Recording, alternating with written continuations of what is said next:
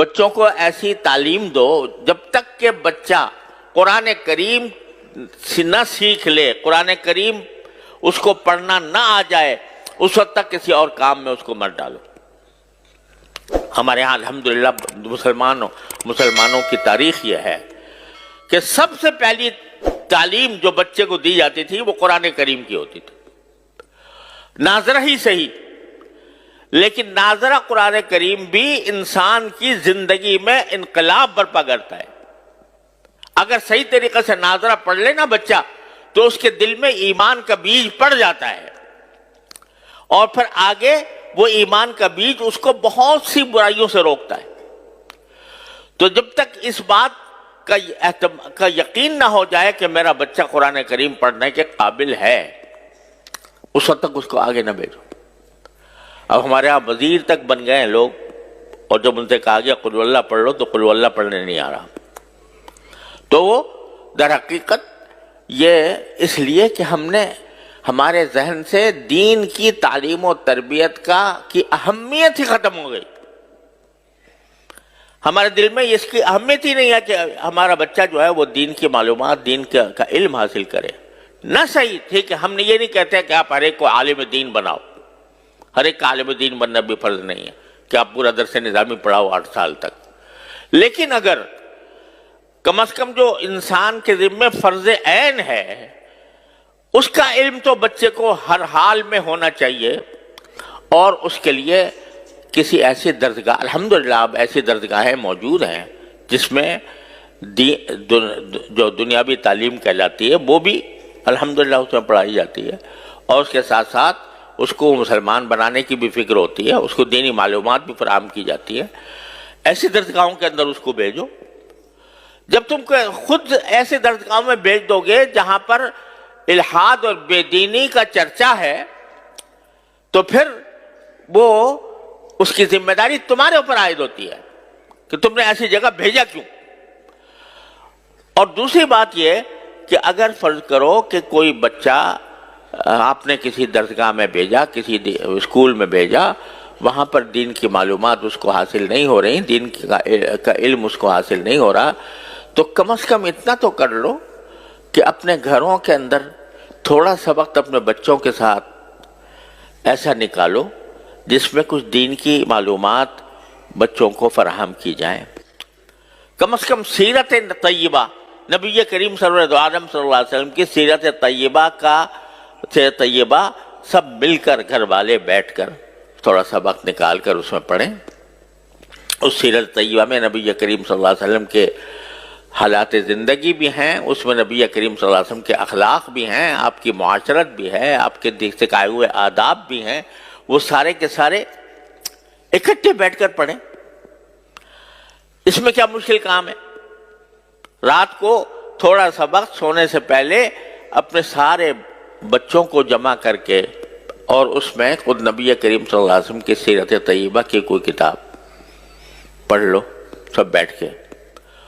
اور اس کے اندر نبی کریم صلی اللہ علیہ وسلم کی سنتیں بھی اس میں بیان ہوں گی۔ ایک کتاب ہے اسوہ رسول اکرم صلی اللہ علیہ وسلم، میرے شیخ حضرت عارفی قدس اللہ تعالیٰ سرہ کی کتاب ہے، وہ سامنے رکھ لو، اس کو تھوڑا تھوڑا کر کے پڑھو اور سب اس کو سنیں، اس کو سمجھے، تو کم از کم گھر کے ماحول کے اندر ایک ایسا مدرسہ قائم ہو جائے گا، اور یہ اصل مدرسہ ہے۔ نبی کریم صلی اللہ علیہ وسلم کے عہد مبارک میں کوئی باقاعدہ مدرسہ نہیں ہوتا تھا، صفہ تھا جس میں صحابہ کرام مختلف علاقوں سے آ کر تھوڑے سے پڑھ گئے تھے، وہ انہوں نے تو اپنے آپ کو خاص کر لیا تھا اس کے لیے، لیکن ہر صحابی کا اپنا گھر خود مدرسہ تھا دین کا۔ ہر صحابی کے گھر میں تذکرے نبی کریم صلی اللہ علیہ وسلم کی سنت کے ہوتے تھے، آپ کی سیرت کے ہوتے تھے، اس کے نتیجے میں جو اولاد پیدا ہو رہی تھی وہ اولاد بھی سیرت اور سنت کے سانچے میں ڈلی ہوئی تھی۔ اس میں کیا مشکل کام ہے؟ میں کہتا ہوں 15 منٹ نکال لو، صرف 15 منٹ روزانہ، اور اس میں نبی کریم سرور عالم صلی اللہ علیہ وسلم کی سیرت طیبہ پر مشتمل کوئی کتاب پڑھی جائے، اور پڑھ کر بچوں کو اس کا اس کا علم دیا جائے سیرت طیبہ کا، اور پھر سیرت طیبہ کے ساتھ جو بنیادی ضروریات ہیں دین کی،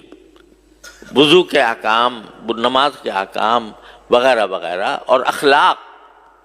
آداب، کس چیز کے کیا ادب ہے، کھانے کا کیا ادب ہے، سونے کا کیا ادب ہے، بازار جانے کا کیا ادب ہے، خرید و فروخت کا کیا ادب ہے، یہ ساری باتیں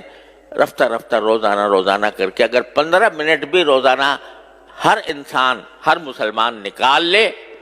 اور اپنے اولاد کی اس طرح تربیت کرنے کی فکر کرے تو انشاءاللہ اللہ تعالیٰ کی رحمت سے ایک انقلاب آ جائے گا۔ لیکن چونکہ فکر نہیں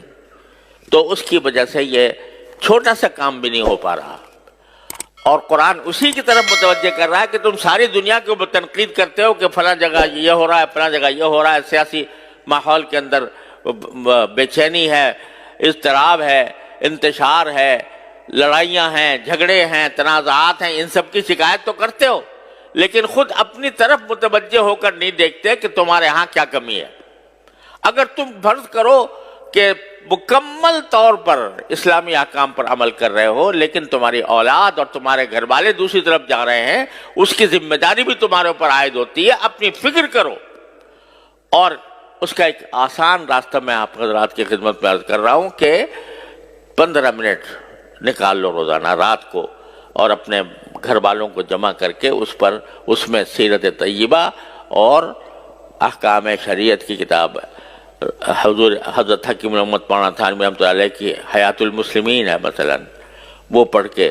بہت آسان کتاب ہے، آسانی کے ساتھ پڑھی جا سکتی ہے، وہ پڑھ کے سب کے سامنے پڑھی جائے تو انشاءاللہ اس سے ایک ماحول پیدا ہوگا اور اصلاح کی طرف ایک پیش قدمی ہوگی۔ اللہ تبارک و تعالیٰ اپنے فضل و کرم سے ہم سب کو اس کی توفیق عطا فرمائے۔ وآخر دعوانا الحمدللہ رب العالمین۔